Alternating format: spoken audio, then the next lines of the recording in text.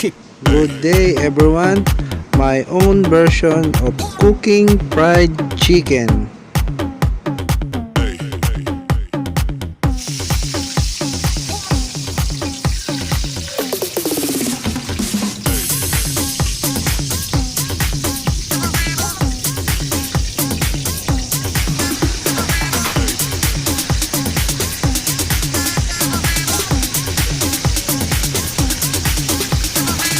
Everybody shake your baby.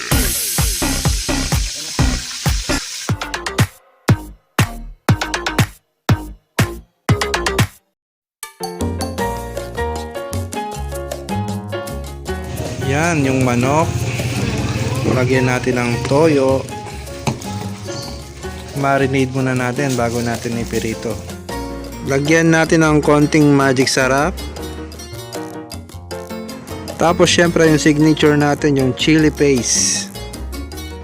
Tapos isunod natin ang paminta. Tapos pwede na natin itong i-mix ng i-mix para magpantay-pantay yung lasa para kumapit sa manok. Syempre kailangan din natin ng binating itlog. Tulong yan para sa pag-binder natin sa manok. Yung pang-binder natin, kailangan natin ng harina. Lagyan natin ng paminta. Tapos lagyan natin ng iodized salt. Isunod natin yung magic sarap. Tapos lagyan din natin ng bechin. Tapos i-mix natin ng mabuti. Ihalo lang ng ihalo.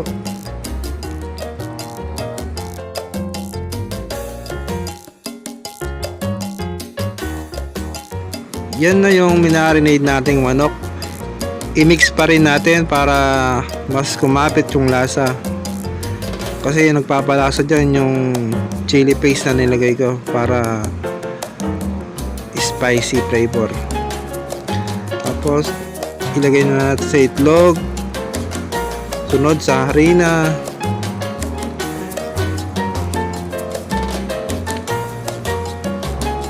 Tapos sa itlog ulit. Siguraduhin nating nabalot ng gusto para mamaya maganda yung pagkakaluto niya.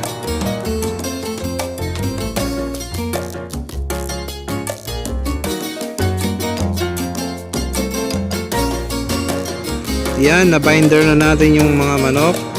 Pwede na nating umpisang ipirito.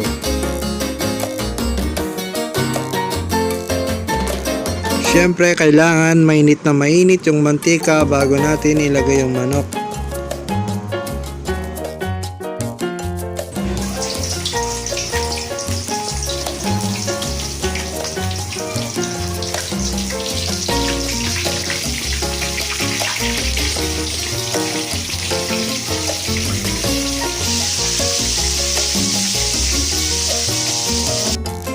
Yan po, pagkalipas ng 6 na minuto, pwede na natin siyang ibaligtad.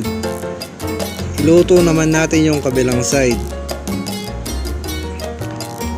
Take 6 na minuto bawat side.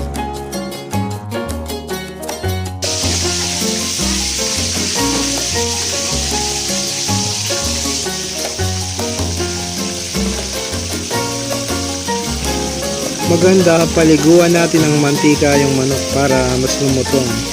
Nakakatulong ng paglutong yung pagpapaligo sa kanya ng mantika. Yan po, almost done. Malapit na siyang maluto. Pinapaliguan ko na lang ng mantika para mas lumutong yung balat. Luto na po yan. Yan guys, nakikita nyo golden brown na yung kulay niya. Luto na yan. Konting-konti na lang. Pinapaliguan ko pa rin ng mantika para mas maging golden brown yung kulay.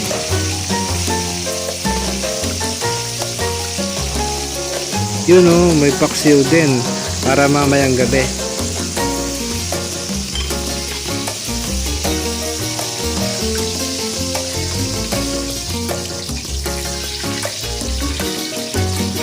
Yan guys, luto na siya. Tatanggalin ko na para mawala na yung mga excess na mantika sa katawan. Pero papaliguan ko pa rin ng mantika yan para mas lalong lumutong.